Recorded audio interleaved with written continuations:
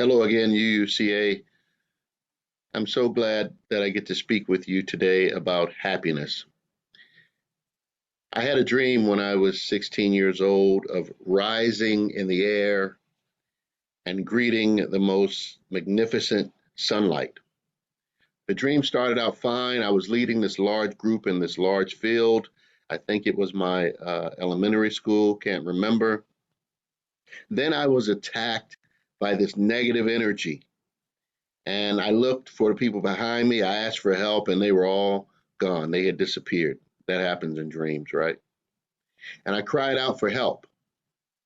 And I kept crying out for help when all of a sudden I started rising in the air toward this magnificent light. At the time, my context was Christianity. I thought it was Jesus. But the light was unlike anything I had ever experienced. And I woke up out of the dream, shouting praises, um, full of sweat and tears. And it scared me. It startled me. I sat with that dream for a long time, trying to figure out what is the meaning of it. Some of you know this story. So my aunt said, Jonathan, she used to call me Jonathan, you're going to be a preacher. And I don't know, but it was something about that dream. As I thought about it over the years, as I even continued to think about it after all those years, something in that dream told me that I would not be abandoned. Something said, you know, I was not forgotten. And for some reasons, I feel that or feel like I am a hopeful person. I feel like I was born a hopeful person. But I'm also realistic about my happiness. That dream told me that happiness is something that you must call out for. You must seek it. But what does that mean? We're going to talk about that. I have a simple way of measuring my happiness. I have a formula, and it's something I use, and it's based on my location, the great state of Maryland. We live in a state that gets precipitation about 114 days a year out of 365, which comes out to be about 30% per year precipitation. That's 3 out of 10 days, or about 2 out of 7 days. So I say to myself, if I'm happy 7 out of 10 days, or 5 out of 7 days, then I think I'm doing a pretty good job. Think about that for yourself. Are you happy more often than not? Pursuing happiness intentionally is new for humans. Now, the founding fathers in the 18th century said that we have the right to life, liberty, and the pursuit of happiness. We have the right to live as sentient beings, a right to be free, and a right to pursue to be happy. But this is a relatively new idea. All the books I've read on happiness say that finding happiness is the number one thing every being on earth shares in common. Last week, I was saying, to move our world forward, we have to find out what truth is and we have to find some common ground. I think this is one of those universal truths. I believe that. We all want to be happy. Now, how we find our happiness and the things we do, that's all over the place. But I would argue that happiness is our human default option or function. I believe we were made to pursue happiness. But as I said, having time to think about happiness. I think we've always pursued happiness, but having the time to contemplate what does this mean and all that, that is a very new thing, a very new paradigm for humanity. Prior to the 18th century, the purpose of living basically was fighting to stay alive, fighting to live, free from disease or squalor. hoping to pass your genes on, to keep your family tree going, to get your basic needs met.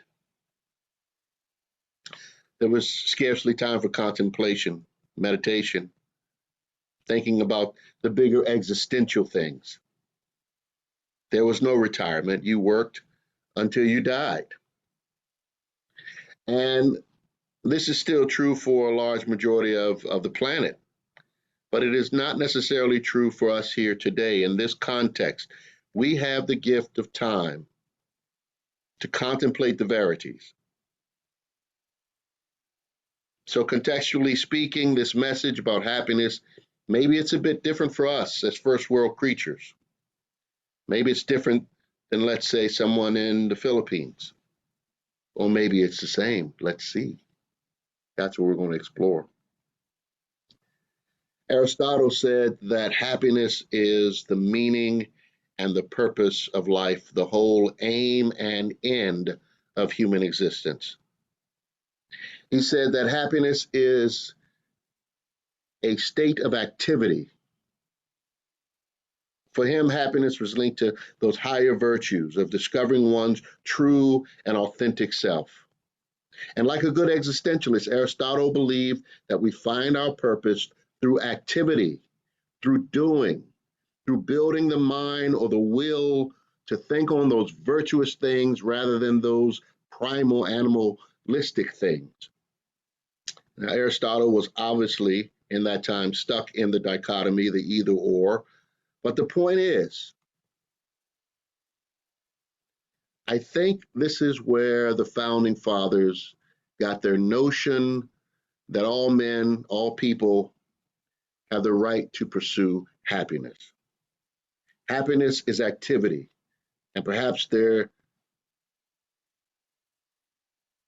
were saying we must pursue the right kinds of activity, the right kinds of work or meaningful experiences that will generate happy feelings. That's a question. Do we choose a life of appreciation and gratitude even as we are caught in a particularly dramatic moment? Yes. And that moment does not define who we are because happiness is a journey and a destination, as we shall see. Now, I define that happiness as the joy you feel while pursuing your passions or goals. In fact, that is my definition of success, the joy you feel while pursuing your passions or goals. Happiness is active and it is passive. In this case, it's active, it's energy in motion, but it's also contentment, it's inner stillness. I'm okay. I'm good. So it's not just about the material pleasures, it's also about our intentions. And the Dalai Lama agrees. Like Aristotle, the 14th Dalai Lama believes happiness is a state of mind on the journey of life. It is also at a destination or goal you reach. But he says that it can be sustained and developed through training and disciplining the mind. I'll come back to that. Robert Holden, who is a British PhD psychologist, has written extensively on this topic. He says that you may have been born in a rough situation, but overall consistent happiness can be achieved by everyone. And he uses his own story as an example. Now, he's a white man, but he grew up with an alcoholic father and an abusive mother who was also clinically depressed for most of his childhood.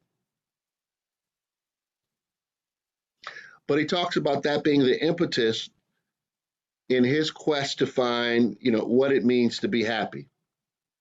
He said his childhood trauma was his catalyst to explore and find his own happiness, making your message.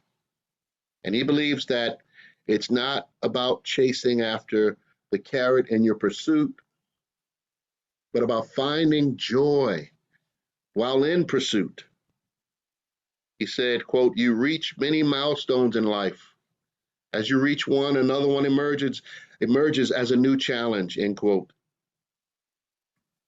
So disciplining the mind to find the joy in the everyday is the key to being happy. Nothing new here, right? Attitude of gratitude. But here, I think there's something more, maybe. In 1992, Dr. Holden realized that all the training in psychoanalysis that he was receiving at the university just felt negative. Learning about mental health and teaching people mental illnesses and this sort of thing, he felt like he was learning it from a negative perspective. He was learning about unhappiness, but not about what makes people happy. He felt he was learning how to diagnose problems, suffering, and he found it to be very empty. So he started the Happiness Project. You can look that up. And here he talks about happiness in three different ways. That there is a kind of happiness linked to money and security, which allows you to have the second kind of happiness with material things. You can sort of keep the senses active with people, places, and things. You have discretionary income to seek pleasure. You have time, discretionary time to do that. But then that last kind of happiness, the last kind of happiness comes from a certain kind of inner satisfaction. And he calls it joy happiness. That's what he called it. Joy happiness. First name joy, last name happiness. And in this sense, everyone can be happy. First world or third world. Joy happiness is found in moments and seconds and hours and days. It is the joy we feel while pursuing our goal or passion. It's felt today and tomorrow. It's like my favorite candy. It's now and later. Boom, I thought that was a good one. But here's the thing. He says, don't chase it because it's elusive. You won't find it if you say, I got to find it. You won't find it through desperation. You find happiness by changing your perspective about living each day. And you might have a bad hour. It's like when he says, you look at a child, like a child will have the worst tantrum ever at 9 a.m. But by 11 a.m., they'll be in a completely different universe, as if that tantrum never happened. And you look at them and you say, boy, I'm glad you look like me. So sometimes we get caught up in a moment. We think, oh, this moment's going to define my whole day. Or no, it's just a moment. You can go right back to your happiness. And the key is not to say, I want to be happier, but I will be happier. I will be happier. It's just small shifts. I will be happier. Holden's project found that chasing happiness was actually the biggest source of pain for people. So don't chase happiness. Follow your joy. Follow your passions. And also see the holy in the plain. See the majestic in the ordinary. See the magic in the mess. And you will discover that joy, the sublime, the miraculous, is always present. Easy for you to say, Reverend John. You came out pretty positive. You had this dream, this crazy dream. Yeah, I got lucky. I've always been pretty positive. And that's why the book by Jonathan Haidt is a good book, The Happiness Hypothesis. He doesn't necessarily take a positive spin on happiness. He takes a very theoretical look at happiness. And he says that, genetics account for about 50% of our ability to be happy. 10%, our environment, our life circumstances, ethnicity, demographics, all this sort of thing. But then that 40% is ours to play with. That's where intentionality comes in. That's where spiritual practice comes in. That's when you're disciplined. You can restructure your brain to be happier. When I read that, I was like, yes. Epigenetics, the neuroplasticity in the brain, they're talking about this stuff now. You can rewire it with everyday practice. Being happy then isn't only for those who have means, those in the first world. It's for all of us. It's for those in the Philippines, those in China, those in Russia, those in Nicaragua. I visited a third world country once in 2012, and I learned in the first world about having, but the third world taught me a lesson about happiness. It is since 2012 that I've been on my own personal quest to understand what does it mean to be happy. And I was looking for this sort of destination, this ending place. That's just a myth. It's both and. It's your journey and all the experiences in your journey, and it is your destination. You can have your cake and eat it too. You can have joy even in the midst of something horrific. I've preached about that. I will keep preaching about it. We have to remember, I forget, we forget the good stuff that we need to keep us, sustain us, to make us do what we need to do. So that's why we come to this congregation, to be reminded of our higher aspirations. So I'm reminding you to find joy in the everyday. What did Nelson Mandela do for 26 years? 26 years, unjustly accused. I know he found some joy many days. What about our ancestors? Mine on a slave ship, yours immigrating from other places. They had to find joy in laughter and in the songs and in the smiles, even as they lived in utter poverty.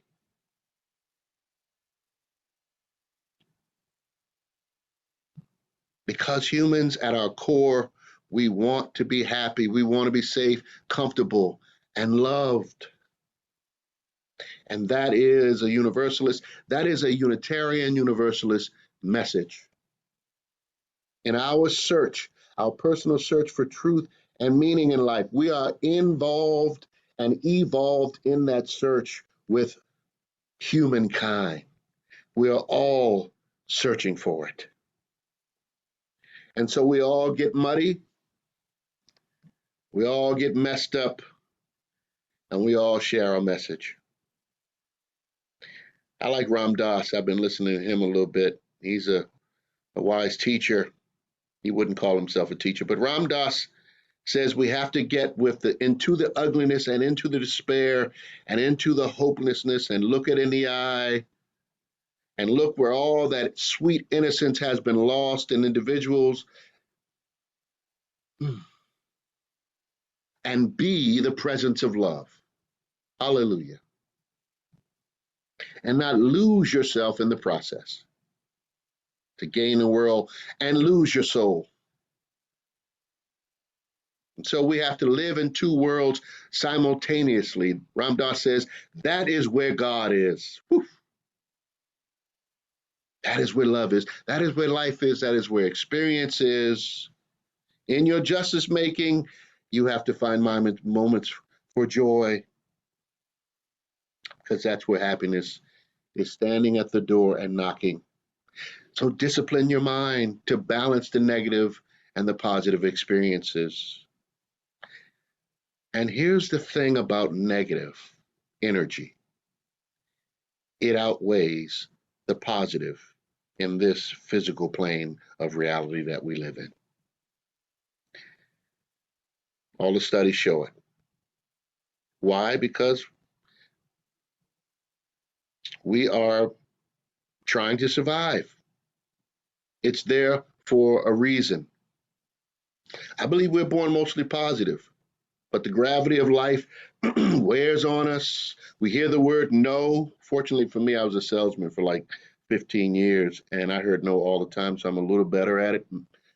Not really, but I've heard no a lot. Hearing no is no fun.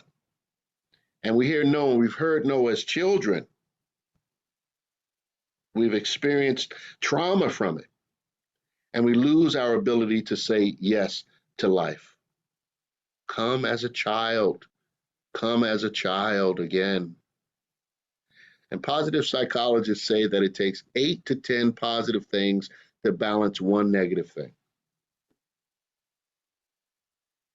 It's easy to get stuck in the negative, in playing the stories over and over and over again and not moving on, not finding the joy, not finding the lesson, because it takes work.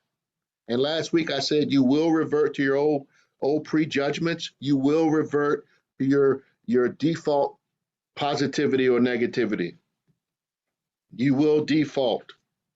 And if you are defaulting to an area that is mostly negative, then you have even extra work to do. It's your work.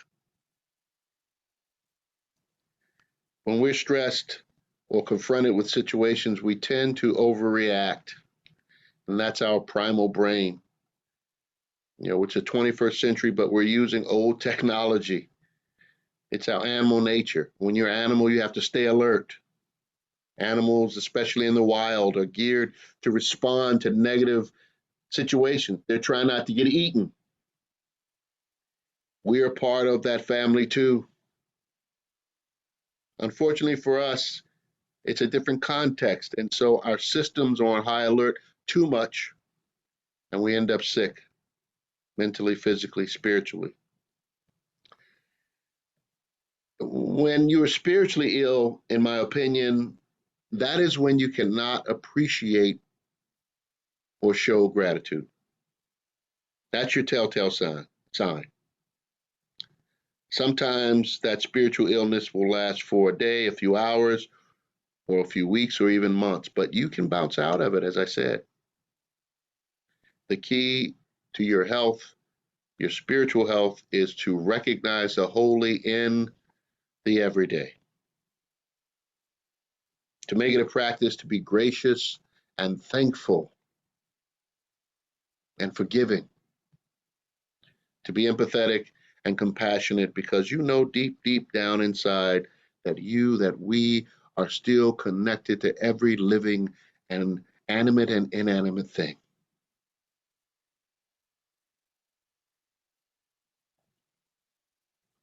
Summer's almost done. Wow. I'm taking my son to school and college and in 2 weeks. Last one. Find time to relax. I'm talking to myself right now. Keep those oxidative stress hormones low. Allow for healing. Try not to overfunction.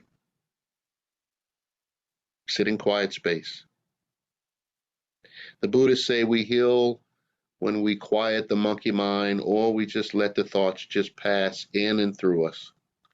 Try not to judge anything. It's hard. Some days there will be precipitation in your life. The rains will come. Sometimes it's a lot of rain. Sometimes it's a sprinkle. We all take on the sins of the world. And this, for me, is how we share in the suffering with humanity. So if it's a rainy day in your emotional life, just let the rain fall. Rain, water, as I said 2 weeks ago, it means rebirth. Let the rain fall. A good shower, a good bath always makes things better. Lastly, remember that you are not alone. You don't have to seek your happiness by yourself. Seek out friends or a professional if you have to. Isolation and loneliness are delusions of separateness. Dalai Lama said that.